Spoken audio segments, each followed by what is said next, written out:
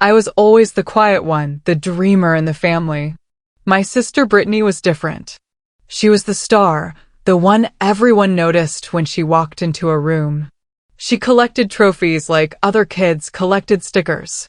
She got the loud applause at every family gathering, and it seemed like she got all of our parents' pride too. Me? I was just the girl who spent her time with her head buried in a sketchbook, drawing designs that nobody really cared about. While Brittany was out conquering the world, I was in my room, creating things that only I seemed to understand. That was just how it had always been in our family. She shined bright, and I existed quietly in her shadow. It was at a family dinner 2 years ago when everything changed for me.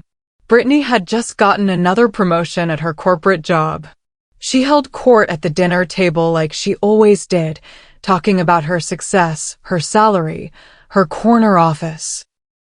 Then she glanced over at me with that look, that condescending smile I had seen 1,000 times before.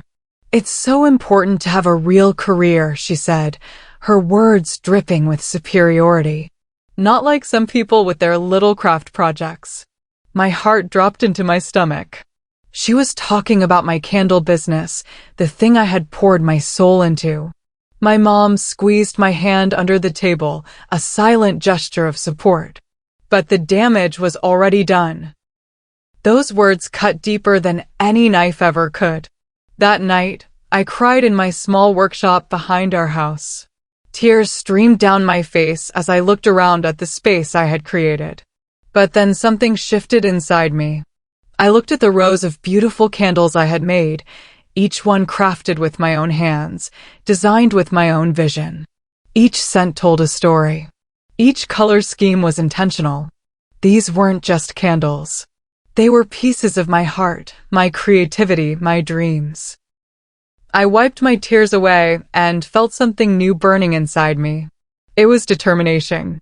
It was fire. Brittany thought I was a failure, thought my work was worthless. Right then, sitting in that workshop, I made a promise to myself. I would prove her wrong, not with words, but with action. I would build something she could never take away from me. The next 5 years of my life became a blur of work, learning, and growth. I spent every waking moment building my business from the ground up. I worked during the day and I worked through the night. I taught myself everything I could about marketing, about supply chains, about e-commerce platforms. I read books, watched tutorials, attended workshops. My little craft project slowly transformed into something real. I built a website. I created social media accounts. I started getting orders, first from friends, then from strangers. Slowly, gradually, my customer base grew.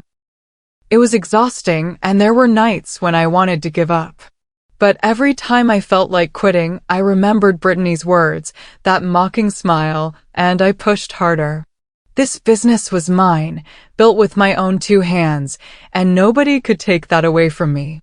The turning point came on a random Tuesday morning. A popular lifestyle blogger had somehow discovered my candles and featured them on her Instagram page. She had over 1 million followers. Within hours, my website crashed from the traffic.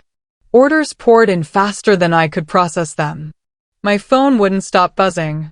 My email inbox exploded. I went from making candles in my workshop to needing a real space. I rented a small warehouse on the outskirts of town. I hired my first 3 employees. The business finally had a proper name now, Luminous Home. But even with all this growth, I stayed in the background. I was still just me, the quiet girl who made candles. I didn't want fame.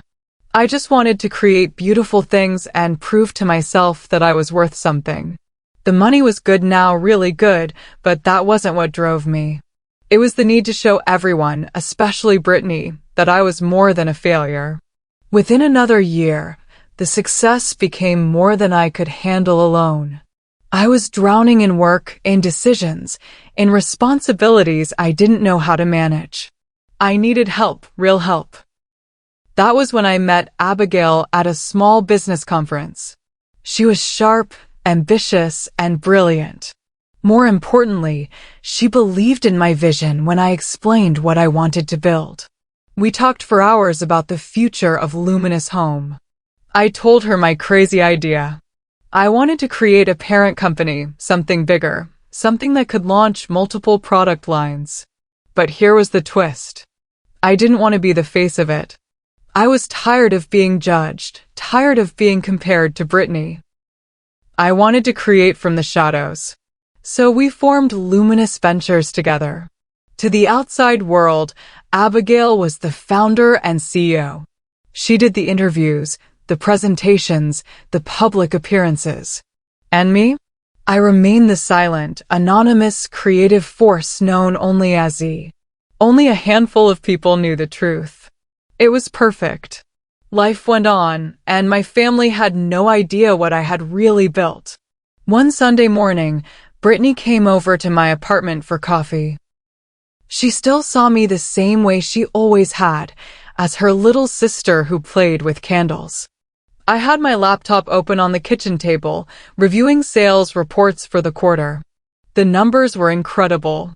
We had just crossed 8 figures in annual revenue. Brittany glanced at my screen and laughed.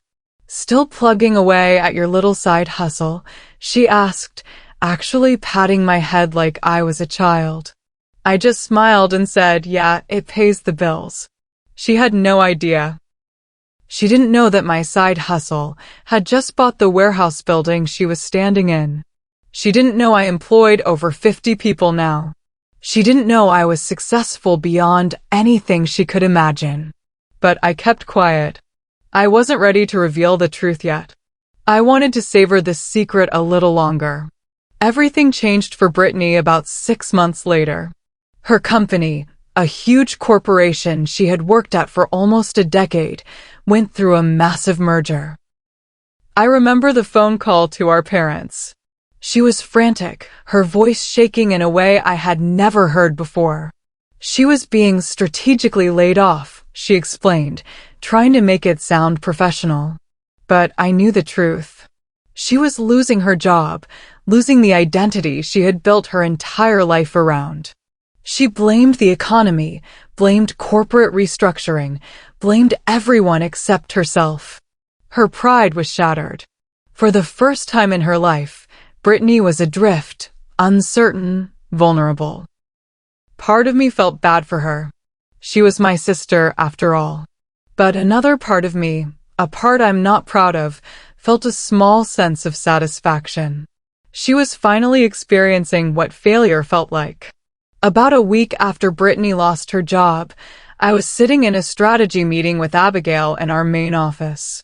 We were reviewing applications for a new senior brand manager position we had posted. We needed someone experienced, someone who understood luxury markets and could help us expand our product lines. Abigail was clicking through resumes on the large screen when I nearly dropped my coffee mug. There, projected on the wall in front of me, was Brittany's resume.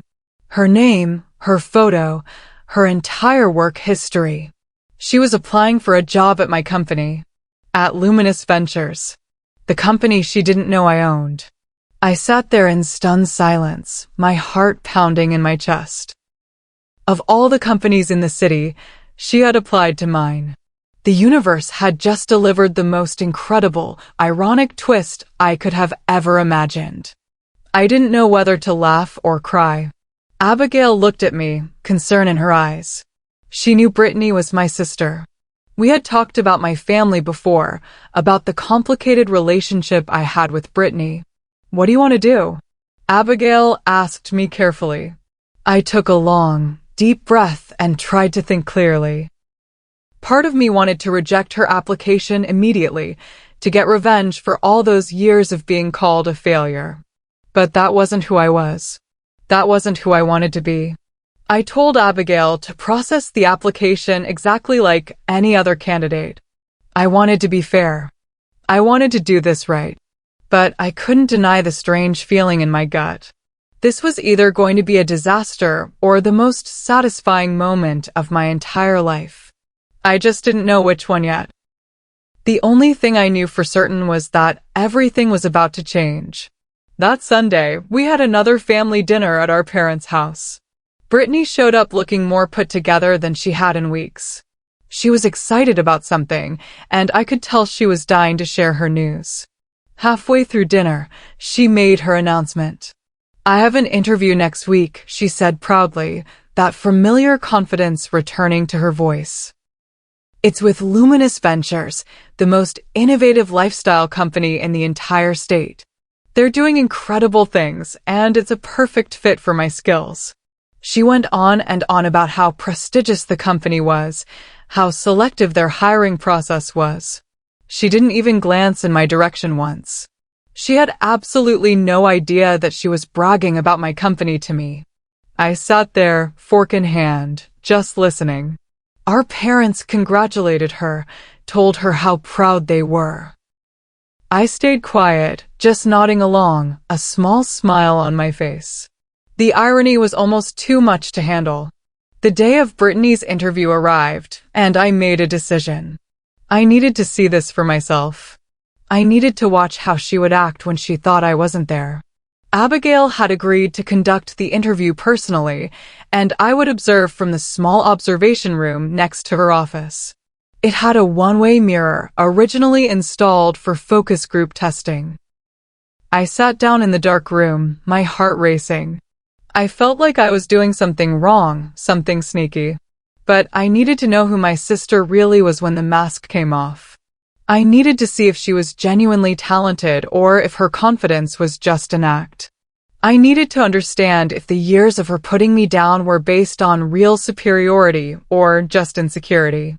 The door to Abigail's office opened, and Brittany walked in, her resume folder clutched professionally in her hand. It was time. Watching Brittany's interview was painful. She was confident, maybe too confident. She barely let Abigail finish asking questions before launching into long answers about her accomplishments.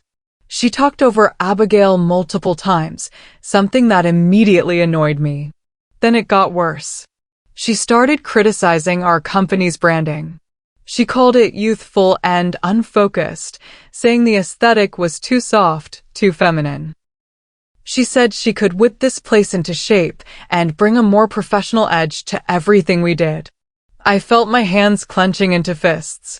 She was insulting my life's work, the designs I had poured my heart into, the brand identity I had carefully crafted over years. She was tearing apart everything I had built, and she didn't even know it. Abigail remained professional, but I could see the slight tightness around her eyes. She was unimpressed. This was not going well for Brittany.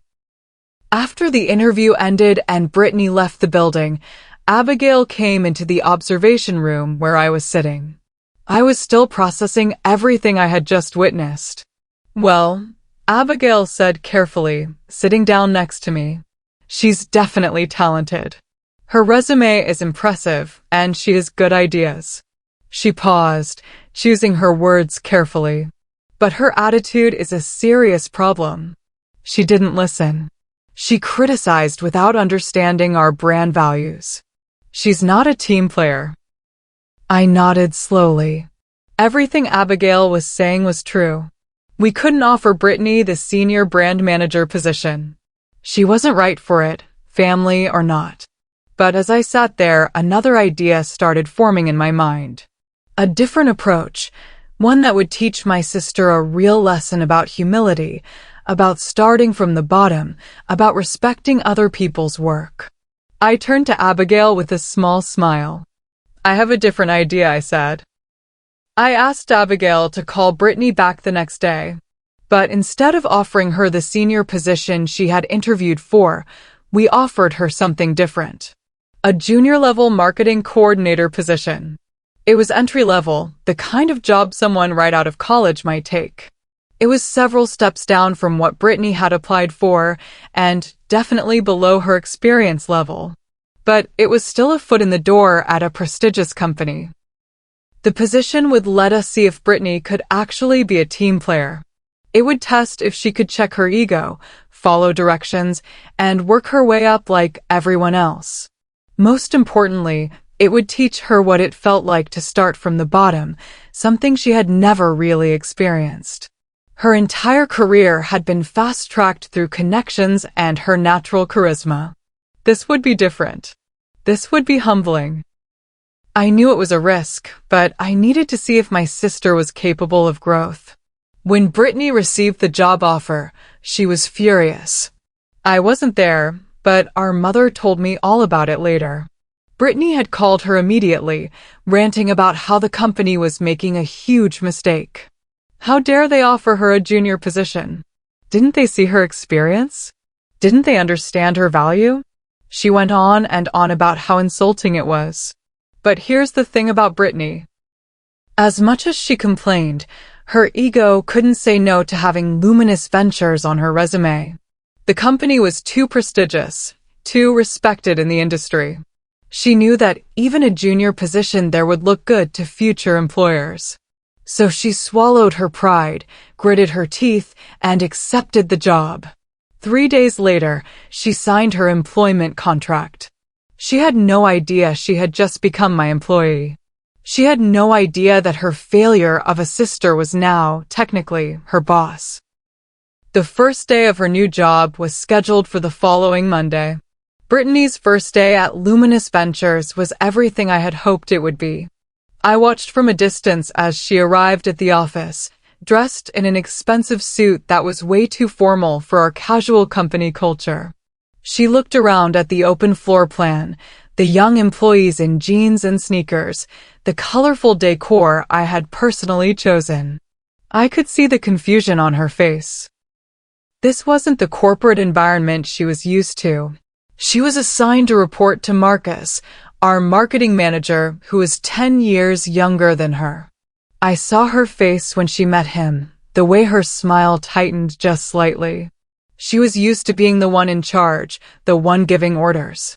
Now she was at the bottom, taking instructions from people younger and less experienced than her. She was given a small desk in the marketing pod, handed a company laptop, and assigned basic tasks.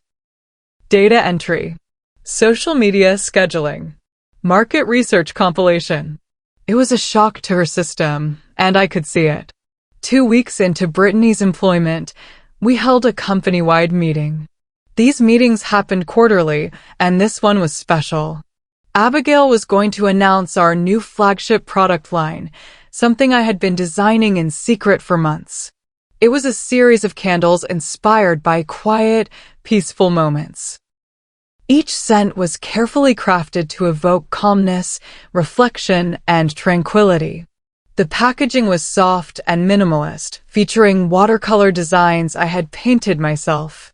We called it the Tranquility Collection. It was deeply personal to me, a reflection of my own journey from chaos to peace. The entire company gathered in our main hall. Brittany sat toward the middle, looking somewhat bored as Abigail took the stage. Abigail gave a beautiful presentation explaining the vision behind the collection, showing the designs on the big screen. I watched Brittany's face carefully. She looked unimpressed, maybe even dismissive. My heart sank a little. After the meeting ended, I stayed back to talk with some of the design team. But then I overheard something that made me freeze. Brittany was in the break room with another new employee, and their voices carried into the hallway. I moved closer, staying out of sight. "This whole tranquility line is kind of a joke," Brittany was saying, her voice dripping with mockery. "It's so simple and basic. Honestly, my sister makes stuff exactly like this in her garage. She's been doing this craft fair candle thing for years. It's totally amateur." She laughed, and the other employee laughed with her. I stood there in the hallway, feeling like I had been punched in the stomach. She was dismissing my work, the very soul and heart of this entire company. She was calling it amateur, comparing it to garage crafts. She still saw me as nothing. Even now, even here, she couldn't see me as anything more than her failure of a sister. That was the moment everything crystallized for me. I went home that night and cried. Not because I was weak or defeated, but because I finally accepted a painful truth. Brittany would never respect me. I had built an empire from nothing. I employed dozens of people. I had created a brand that was recognized across the state. I had more success than she might ever have. And yet, she still saw me as the girl playing with candles in a garage. She couldn't see past her own prejudice, her own need to feel superior. That night, sitting on my apartment floor, I made a final decision. I was done hiding. I was done protecting her feelings. I was done letting her believe that I was less than her. It was time for the truth to come out. It was time for E to step into the light. It was time for Brittany and everyone else to know exactly who had built Luminous Ventures. I was ready to own my success. The next morning, I walked into Abigail's office with my mind made up. Schedule the next all-hands meeting, I told her, my voice steady and calm. It's time. Abigail looked up at me, understanding immediately what I meant. We had talked about this moment for years, the possibility of me eventually revealing my identity as the founder. She had always said it was my choice, my timeline. Are you sure? She asked me gently. I nodded. I was more sure about this than I had been about anything in a long time. Yes, I said. The anonymous founder E is going to show her face. Abigail smiled, pride evident in her eyes. Okay then, she said. Let's make this memorable. We spent the rest of the morning planning the meeting, deciding exactly how we would reveal the truth. It needed to be done right. It needed to be powerful. This wasn't about revenge. It was about finally stepping into my own light. The email went out to the entire company that afternoon. Special all-hands meeting. Meet the founder. It was scheduled for Friday at 2 in the afternoon, mandatory attendance for everyone. Immediately, the office started buzzing with speculation. Who is he? Everyone had theories. Some people thought it was a silent investor, maybe someone older who had funded the company from the beginning. Others thought it might be Abigail's business partner from another venture. A few people joked that it was probably just a marketing stunt. I walked through the office that week, listening to conversations, watching people guess. It was surreal. On Wednesday, I saw Brittany at her desk, rolling her eyes as she talked to her coworker. It's probably just some old, out-of-touch investor who wants attention, she was saying dismissively. These founder reveal things are always so dramatic. I walked past her and she didn't even look up. She had no idea. No idea at all. Friday afternoon arrived. The entire staff of Luminous Ventures, nearly 60 people now, packed into our main hall. We had rented chairs, set up a small stage at the front, and installed proper lighting and sound. It felt like a real event.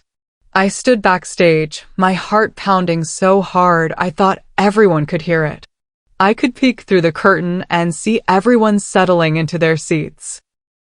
Brittany was standing near the back, arms crossed over her chest, looking impatient and slightly annoyed.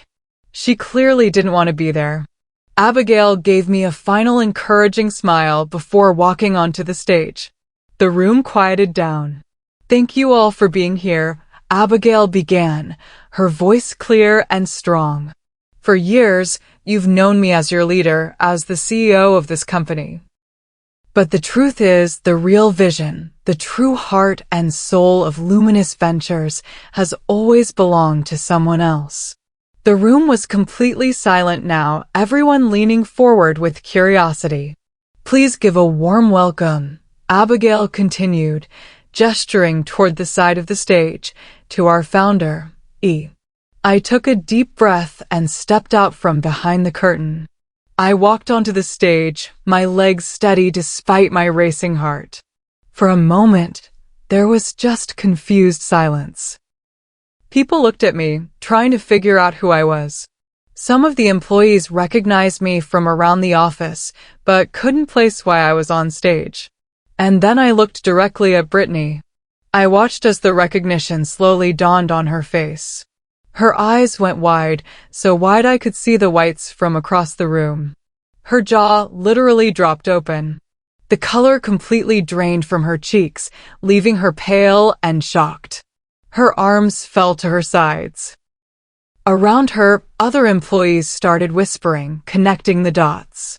The quiet girl they sometimes saw walking through the office was the founder. I was the founder. The silence in that room was absolutely deafening. I stepped up to the microphone and let the moment breathe. Then I spoke, my voice clear and steady, echoing through the hall.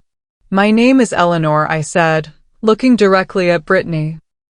"And this company, Luminous Ventures, including every product we make and every design you see, was built from what my sister once called a little craft project."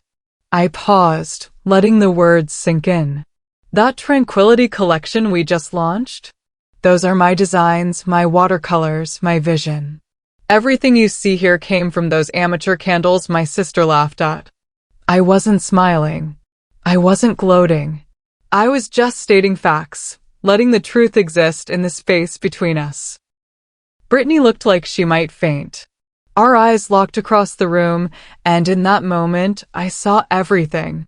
Shock, disbelief, shame, realization. Her whole world was collapsing around her. And me? I felt something I had never felt before when it came to my sister. I felt the quiet, powerful peace that comes from finally owning your success. The failure of the family had become its strongest foundation.